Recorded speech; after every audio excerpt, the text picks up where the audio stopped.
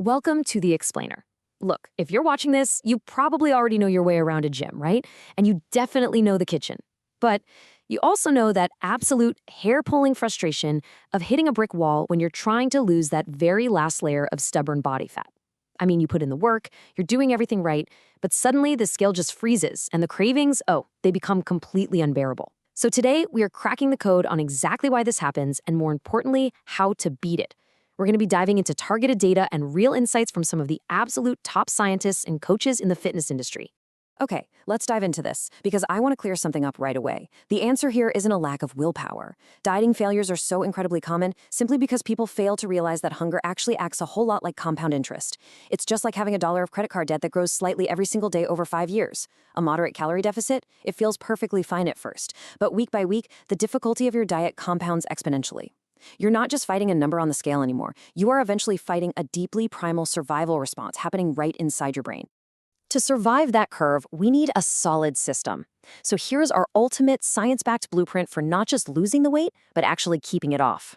We're going to cover the fat loss reality, mastering your nutrition, why you need to lift and not just run, the sleep secret, and finally, mastering the mental game.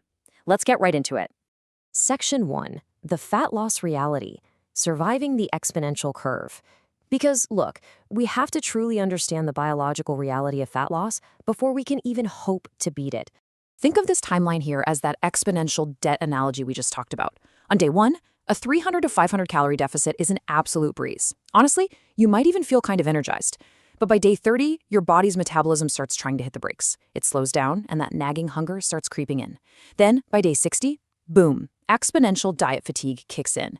This is the point where your brain is literally dreaming of food, doing everything in its power to stop what it honestly perceives as you starving to death.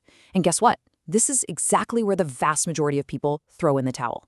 But to make it past this breaking point, we need a very precise roadmap. And here is that roadmap.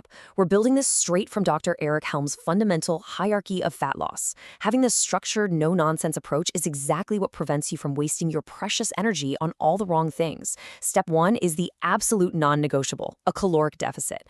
Step 2 is progressive resistance exercise, lifting weights, to signal to your body, hey, keep this muscle. Step 3 is making sure you have sufficient protein intake to actually protect that muscle. And finally, step 4, sitting right at the bottom of the hierarchy, is an appropriate volume of cardio. Remember, cardio is a tool, not the whole foundation. All right, moving to section 2, mastering your nutrition, fueling the deficit. Because to survive that exponential hunger curve we just looked at, you absolutely have to eat strategically. Now, what's really interesting about this slide is how it breaks down the ideal macronutrient split for a truly lean body. Because while just hitting your total calories dictates weight loss, hitting these specific macros ensures fat loss, all while keeping your muscle and hormone health totally intact. Fitness experts generally suggest aiming for roughly 40% of your calories to come from protein, 30% from fats, which is crucial to keep your hormones functioning smoothly, and then 30% from carbohydrates to actually power those intense gym sessions. Let's zoom in on that massive protein slice for a second. Studies actually show that consuming up to 1.5 grams of protein per pound of body weight, which is, around 3.4 grams per kilogram, is an absolute game changer. Why? Well, first off, it heavily preserves your muscle mass during a cut. Second, it boasts the highest thermic effect of any macronutrient. That literally means your body burns up to 30% of those protein calories just digesting them. It's kind of wild. And best of all, it is incredibly satiating. Oh, and before you ask, yes, the scientific literature repeatedly shows that these high intakes are perfectly safe for your bone health, your kidneys, and your liver. But you really gotta beware the trap of what we're gonna call protein slop. You know the stuff. Those highly processed, hyper-palatable protein bars and packaged treats loaded with artificial sweeteners, gums, and a million additives. Sure, they taste like fudgy brownies, but that just triggers your brain to crave even more junk. Instead, you need high-volume, water-dense whole foods to actually combat that intense diet fatigue. We are literally talking about eating your water. Things like cantaloupe, strawberries, tofu, or, hear me out, taking your daily oatmeal, adding a ton of extra water and some protein powder, and cooking up a massive bowl of oat soup. Now, I know, oat soup sounds pretty terrible right now, but trust me, by day 60 of a steep diet, it feels like a Michelin star meal. These foods literally fill that physical void in your stomach for hours. Which brings us to section 3, lift, don't just run, the muscle factor. Because honestly, the single biggest mistake people make is thinking cardio is the ultimate king of fat loss. Listen to this crucial insight from Dr. Eric Trexler. When you only do cardio to lose weight, you end up burning away a lot of your lean mass. That just leaves you looking sort of skinny rather than shredded. But it gets worse. Losing lean mass actually causes your body to experience dramatically more hunger later on. So losing muscle literally ruins your long-term success because your body completely ramps up its appetite just trying to regain the muscle tissue you essentially starved off. Talk about a backfire. So, the crucial point is that resistance training absolutely must remain your primary physical stimulus. Cardio? It's simply an accessory. Think about it. When you diet, your daily subconscious movement, what scientists call NEAT, or non-exercise activity thermogenesis, naturally drops because your body is trying its hardest to save energy.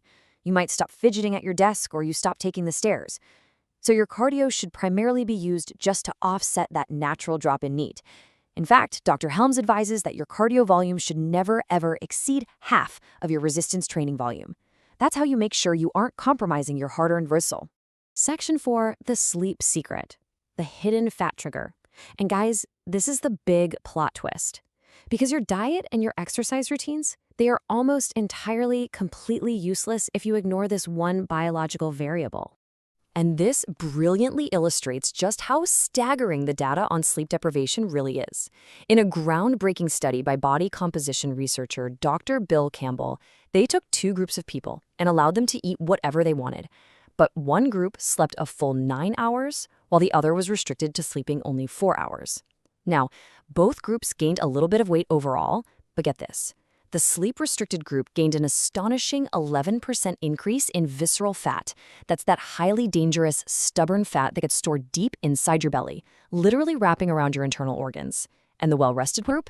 They gained exactly 0 visceral fat.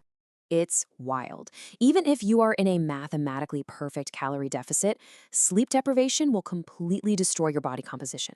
A study back in 2010 found that subjects who slept just 5.5 hours a night, instead of 8.5, lost 1.6 times more muscle and over 2 times less fat.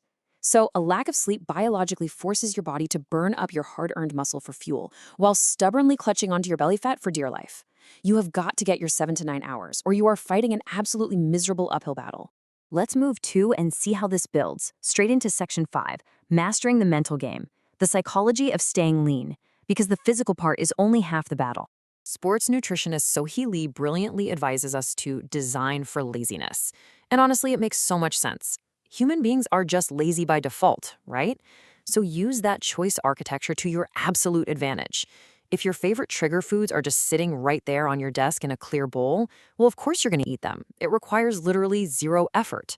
But if you embrace your inner couch potato and put those exact same foods way high up in the back of a pantry, or better yet, just leave them at the grocery store, you simply won't eat them. Do not rely on raw willpower when your cravings are peaking. Rely on your engineered environment.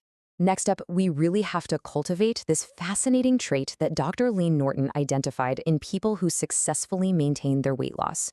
It's called low recency. Basically, this is the psychological ability to value long-term data way more than short-term data. When a massive craving hits, you're faced with a choice. Do you value the immediate fleeting dopamine rush of scarfing down a glazed donut right this second?